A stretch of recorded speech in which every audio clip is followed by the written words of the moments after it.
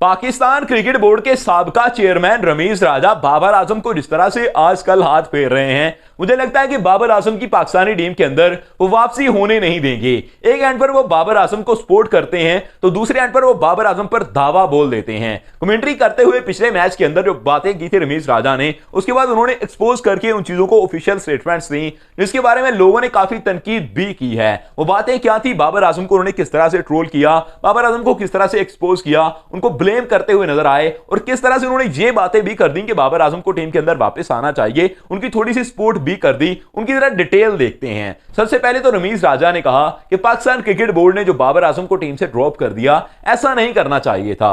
बाबर आजम की वजह से पाकिस्तान के लोग क्रिकेट देखते हैं, पाकिस्तान के लोग क्रिकेट को बाय करते हैं। अगर ये क्रिकेट बाबर आजम के नाम पर नहीं चलेगी तो क्रिकेट दिखना बंद हो जाएगी, आपको प्लेयर्स ग्राउंड के अंदर नजर नहीं आएंगे। बहुत सारे ऐसे फैंस हैं जो सिर्फ बाबर आजम की वजह से ग्राउंड के अंदर आ रहे होते हैं। अगर बाबर आजम नहीं होंगे तो कोई भी देखने के लिए नहीं आएगा। अब इस चीज को भूल जाइए कि पाकिस्तान के अंदर क्राउड आने वाला है। मैं पहले इस चीज की तरदीद करते हुए आपको बता दूं कि पाकिस्तान के फैंस हमेशा जीत को देखना चाहते हैं। अगर किसी को पता हो कि पाकिस्तानी टीम ने यह मैच हार जाना है, उसके अंदर आप पाकिस्तान की तरफ से विराट कोहली को भी खिला दीजिए, लोग मैच देखने के लिए नहीं आएंगे। जब पाकिस्तान को पता है कि इंग्लैंड ने पाकिस्तान को धोना है तो पहले मुकाबले के अंदर कोई क्राउड नहीं आया था। मुल्तान के अंदर हमने देखा था तीसरे चौथे दिन के अंदर पूरा क्राउड चला गया था और पाकिस्तानी टीम अकेली खड़ी हुई थी वहां पर। लेकिन जब दूसरे मैच के अंदर पाकिस्तानी टीम ने जीतना शुरू किया तो रावलपिंडी के अंदर हमें क्राउड देखने को मिल रहा है कि तीसरे मुकाबले के अंदर अब क्राउड आ चुका है। पाकिस्तानी फैंस जीत को देखना चाहते हैं, बाबर आजम को नहीं देखना चाहते, मोहम्मद रिजवान को नहीं देखना चाहते। ये फैंस उनके जरूर हैं। बाबर आजम का फैन ऑफिशियली मैं भी हूं,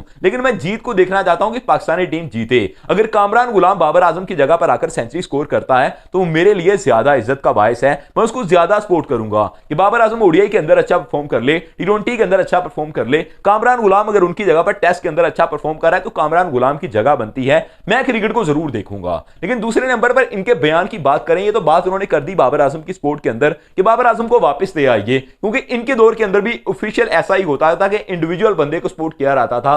बाबर आजम को उन्होंने कंधों पर बिठाया हुआ था। बाबर आजम इनके कमरे के अंदर जाते थे, इनसे मशवरे करते थे, इनसे मशवरे लेते थे। हालांकि पाकिस्तान क्रिकेट बोर्ड के चेयरमैन थे ये, और चेयरमैन होने के नाते इनका फर्ज बनता था चीजों को मैनेज करना। लेकिन उन्होंने टीम के साथ इतना घुला मिला माहौल बनाया हुआ था कि उन्होंने पाकिस्तानी क्रिकेट बोर्ड का बेड़ा डबो दिया। दूसरे नंबर पर इन पर बात की गई थी कि पाकिस्तान क्रिकेट बोर्ड के चेयरमैन होते हुए रमीज राजा ने ऐसे विकेट्स क्यों नहीं बनाए जैसे आकिब जावेद ने बनवा दिए। आकिब जावेद एक ऐसा सेटअप लेकर आए, सिर्फ सिलेक्शन कमेटी का वो हिस्सा है, पाकिस्तान की मैनेजमेंट के अंदर मौजूद हैं, पाकिस्तान क्रिकेट बोर्ड के चेयरमैन नहीं है, सिलेक्शन कमेटी के हेड नहीं है, उनके पास कोई भी बड़ा ओहदा नहीं है। लेकिन फिर भी उन्होंने कहा कि आप ऐसे विकेट के सेटअप क्यों लेकर नहीं आए जैसे आकिब जावेद ने बनाए हैं। तो कमेंटेटर ने जब उनसे पूछा तो उन्होंने फिर जवाब दिया कि मेरे दौर के अंदर विकेट्स मैं नहीं डिसाइड करता था। उन्होंने कहा कि बाबर आजम के पास सारी रिस्पॉन्सिबिलिटी थी, बाबर आजम मेरे पास प्लान्स लेकर आते थे, बाबर आजम मुझे बताते थे कि क्या करना है, या मैं उनसे पूछ लेता था कि क्या हो रहा है और क्या सेटअप है आने वाले दिनों के अंदर, तो वो मुझे शेयर करते थे कि ये चीजें होने वाली हैं,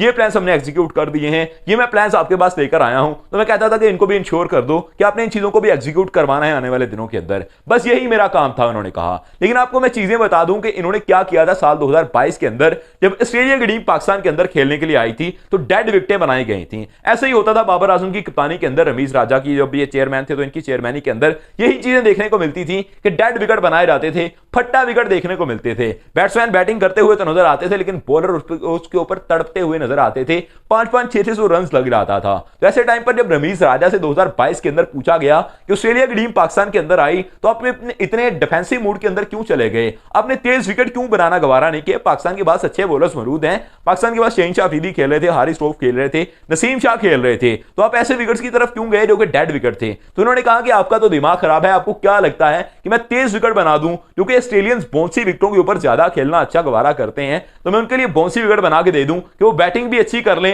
और उनके बॉलर भी हमारे ऊपर डोमिनेट हो रहे हैं। यानी कि डिफेंसिव मूड के अंदर जाया जाता था, अपनी पावर को नहीं देखा जाता था कि हम किस चीज के अंदर स्ट्रॉन्ग हैं। पाकिस्तान की बैटिंग उस वक्त ठीक परफॉर्म कर रही थी, लेकिन पाकिस्तान की बॉलिंग अच्छी ना होने की वजह से पाकिस्तान लगातार हार रहा था, क्योंकि बॉलर्स के लिए विकेट ही नहीं बनाए जा रहे थे, बैटर्स के लिए टोटली विकेट बन रहे थे। लेकिन आकिब जावेद ने उल्टे प्लान को एग्जीक्यूट किया है। आकिब जावेद ने आकर अपनी स्ट्रेंथ को देखा कि हमारे पास क्या मौत पड़ा हुआ है। उनको पता है कि गौतम गंभीर उनको कह चुके हैं इंडिया वाले कि हमने आपको देखा है कि आपकी टीम का पूरी तरह से बेड़ा गर्क हो चुका है। जब आकिब जावेद ने यह चीज शेयर की कि गौतम गंभीर ने मुझसे कहा कि मुझे इस चीज को देखकर दुख होता है कि पाकिस्तानी क्रिकेट बोर्ड का का बेड़ा बैठ चुका है। तो मैं इस चीज को समझ गया कि ये उन्हीं के प्लान्स पर चलना चाह रहे हैं। अगर जडेजा इंडिया के अंदर अच्छी बॉलिंग करता है, अश्विन अच्छी बॉलिंग करता है, हमने कुलदीप यादव को अच्छी बॉलिंग करते हुए देखा है, तो वही प्लान्स एग्जीक्यूट हुए हैं पाकिस्तान के अंदर भी। वही चीजें करने की कोशिश आकिब जावेद ने की है। इंडिया के बारे में हमेशा बात की जाती है, वो कंडीशन का फायदा उठाना जानते हैं, वो अपने विकेट्स को इस तरह से यूज करते हैं कि इंडिया के अंदर आकर कोई नहीं जीत के जा सकता। ये बात की जाती है। अभी बड़े सालों के बाद इंडिया के अंदर एक मैच उन्होंने हारा है हाल ही के अंदर,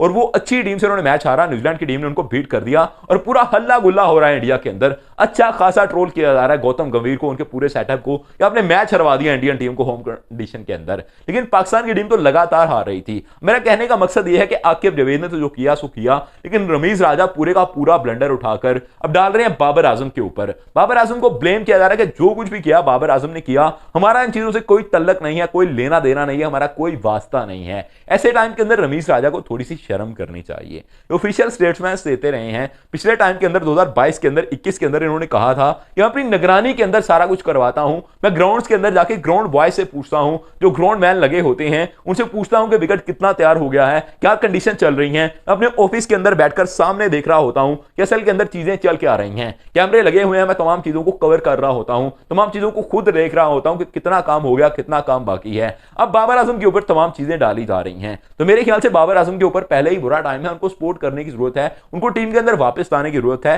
ना कि उनके प्लान्स को दबाया जाए और उनको वापसी को रोका जाए कि उनको वापस ना टीम के अंदर लाया जाए। एक तरफ तो रमीज राजा बात करते हैं कि पाकिस्तान के जो लोग हैं वो बाय नहीं करेंगे क्रिकेट को, तो दूसरी तरफ ये बात करते हुए भी नजर आते हैं कि बाबर आजम के प्लान्स टोटली फेल हुए हैं। उन्होंने सीधी सीधी यही बात की है कि बाबर आजम के प्लान्स थे, बाबर आजम के सारे प्लान्स फेल थे, उनके प्लान्स फेल होने की वजह से, डिफेंसिव मूड के अंदर जाने की वजह से पाकिस्तानी क्रिकेट बोर्ड 3 साल तक कोई मैच नहीं जीत पाई। Test cricket matches Pakistan home ground के अंदर हारता रहा, ओडीआई मैचेस हारता रहा, टी20 मैचेस हारता रहा, और हाल पाकिस्तानी टीम का बहुत बुरा कर दिया बाबर आजम ने। ये रमीज राजा का कहना है, मेरा कहना नहीं है। बाबर आजम पाकिस्तानी टीम के लिए हमेशा से अच्छे प्लेयर हैं, एक अच्छे कैप्टन है, पाकिस्तानी टीम को सपोर्ट कर सकते हैं। सिस्टम को उनकी जरूरत है, उनको सिस्टम की जरूरत है। जैसे टाइम के अंदर बाबर आजम को सपोर्ट किया रहा है, उनको टीम के अंदर वापस किया रहा है। मेरी तो यही राय है। Subscribe this channel for more videos. Thank you. I love you to.